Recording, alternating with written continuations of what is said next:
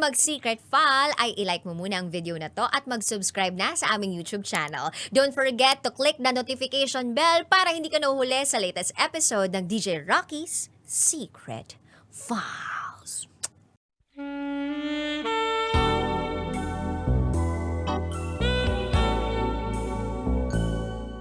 Good evening Luzon, Visayas, Mindanao, Metro at Mega Manila.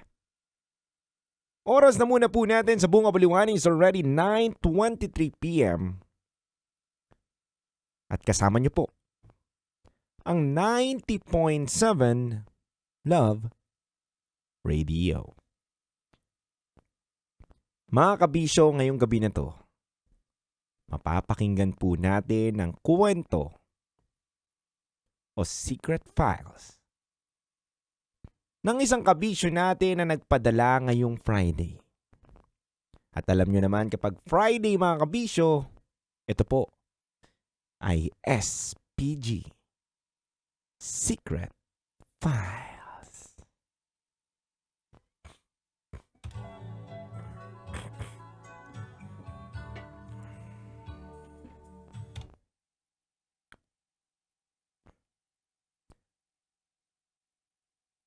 Dear Titan Jello at Rakitera,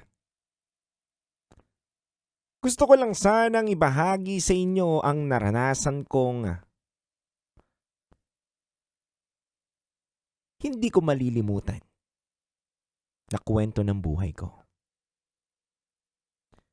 Hindi ko pa po ito nakukwento sa mga friends ko kasi takot akong ma-judge. Takot din po ako na masabihan nila ng kung ano-ano dahil sa magkakaibigan ako po ang judger. Baka po kasi ma-back to you ako pag nalaman nila ito. Itago nyo na lang po ako sa pangalang Pressy. At ito po ang aking SPG. As in, Super Pagkanern Secret File.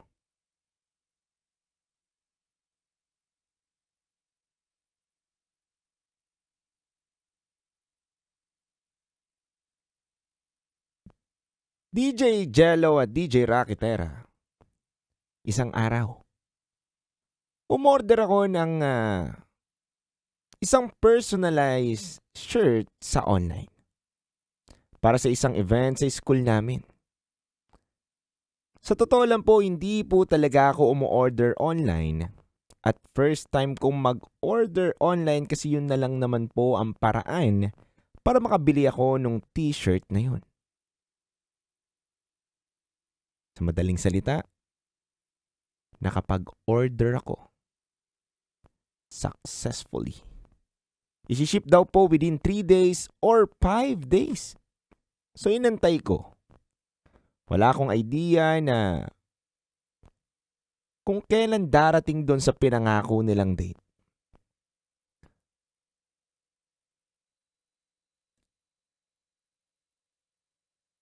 Pero DJ Titan Jello at DJ Rakitera, maliban po sa personalized shirt ko, may iba palang darating pa sa buhay ko. After 5 days po na paghihintay ko, may narinig akong busina ng motor na nakapark sa tapat ng bahay namin. Hindi pa po ako nakaligo. Kaya po nagpatong na lang ako ng towel sa suot kong shirt. Kasi wala akong bra noon. At paglabas ng bahay, nakita ko yung rider na bumusina. Dahan-dahan niyang tinanggal yung helmet niya. At nagkatitigan kami. Sa totoo lang po, DJ Rocky at DJ Jello, nanigas ako. Nanigas at nanginig sa kaba kasi sa sobrang gwapo nung rider. Maputi, medyo long hair, at matipuno. Itago natin siya sa pangalang Jeric. Sa totoo lang po, para akong nawala sa sarili. Noong magkasalubong ang mga mata namin, iba po ang aking naramdaman na kilig. Natulala ako. Simula sa baba hanggang pataas, tinititigan ko siya. Sa madaling salita, hinet-totoo ko po siya, DJ Rocky at DJ Jello. At natauhan na lang ako nung sinabi niyang, "Ma'am, parcel niyo po."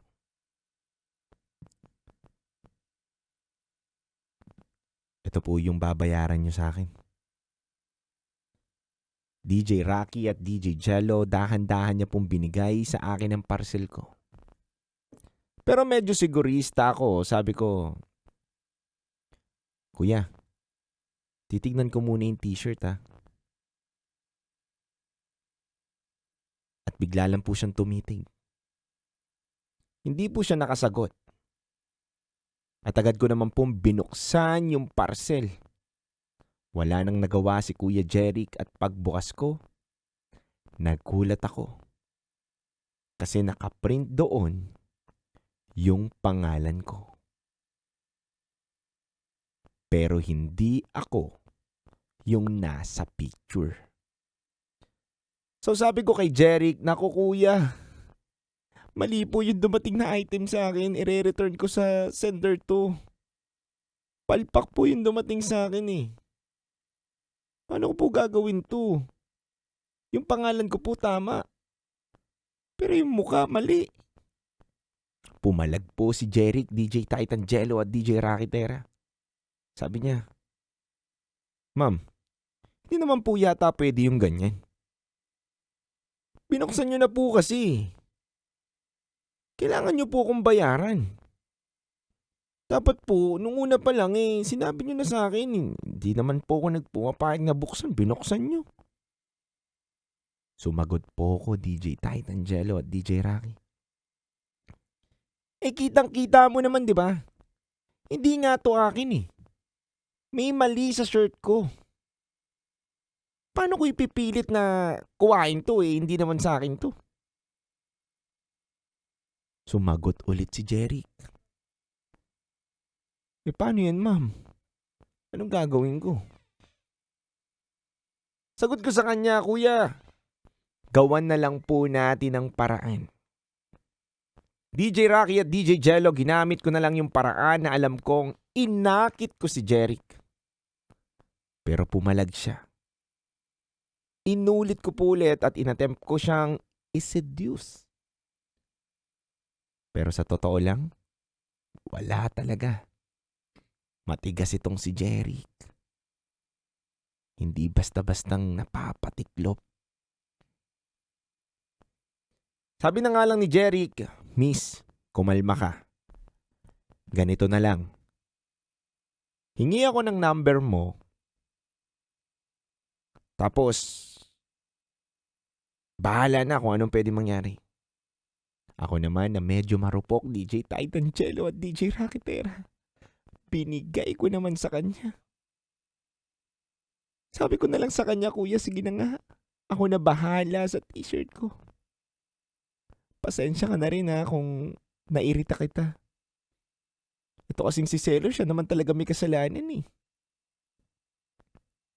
Pero Kuya Jerry, iti-text mo ko ha. At bigla po akong pumasok ng bahay at naligo. DJ Jello at DJ Rocky, habang nasa CR ako, kinikilig akong naliligo.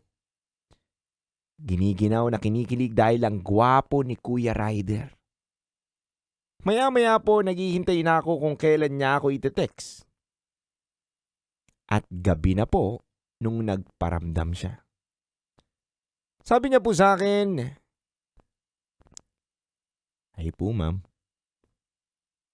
ako po si Jeric, yung rider kaninang nag-deliver ng item nyo. Kamusta na po yung item nyo? Na-resolve na po ba?" DJ Titan Jello, sumagot naman ako. Hi, Jeric. Ba't ngayon ka lang nag-text?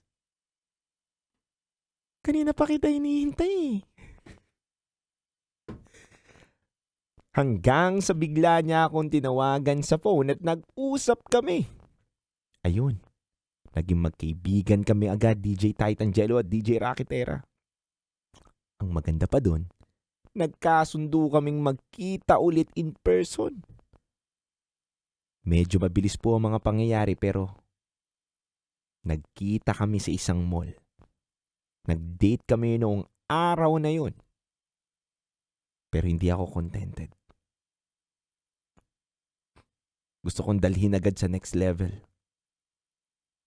So ako na mismo ang nagaya. Sabi ko, Jeric, mag-check-in tayo. Sinabi ko kung saan at go naman agad siya. Sumakay ako sa motor niya at dinala niya ako sa isang lugar na sinabi ko sa kanya. Wala pa pong 10 minuto may nangyari agad sa amin, DJ Rocky at DJ Jello. Sobrang dax ni Jeric. Sobrang laki po, DJ. Dax yung kwarto, dax yung kama, dax yung kumot, at oo, dax yung ano niya. Hindi ko na po napigilang sumigaw sa sarap at ginawa sa akin ni Jeric yung mga hindi ko pa po nararanasan na mga posisyon. Sumigaw ako sa sarap. Sumigaw ako sa ginawa niya sa akin nung oras na yun. Siyempre lumaban ako. Sinubo ko rin yung mga pwede kong isubo kay Jeric.